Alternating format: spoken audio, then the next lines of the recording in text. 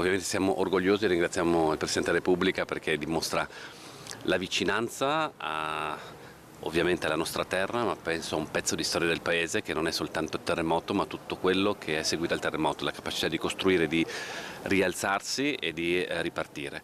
La gioia e l'orgoglio per Mattarella a Gemona il prossimo 6 maggio, alla celebrazione dei 50 anni da un evento che per il Friuli fu catastrofico, ma che la gente friulana seppe trasformare in un modello di rinascita, rimboccandosi le maniche e pensando a ricostruire prima le fabbriche e poi le case. L'Italia crede e guarda come modello il Friuli dopo post-terremoto. Ci teneva personalmente Fedriga ad avere Mattarella in regione per questa occasione così sentita. Se ne è occupato personalmente insieme al portavoce Petiziol che ha sistemato gli ultimi dettagli con il Quirinale. Una visita, quella del Presidente della Repubblica, di cui sottolinea l'importanza anche il ministro Ciriani.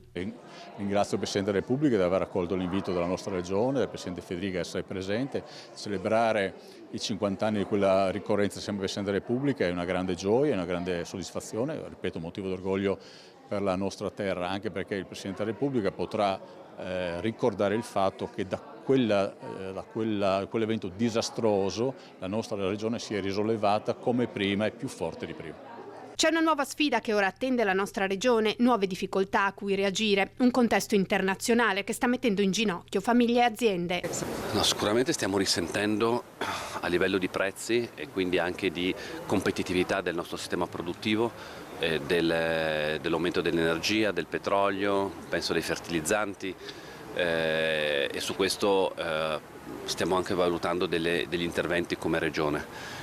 Mi auguro però che la situazione possa andare a risolversi, sicuramente però gli effetti di quanto avvenuto ce la porteremo dietro per diversi mesi.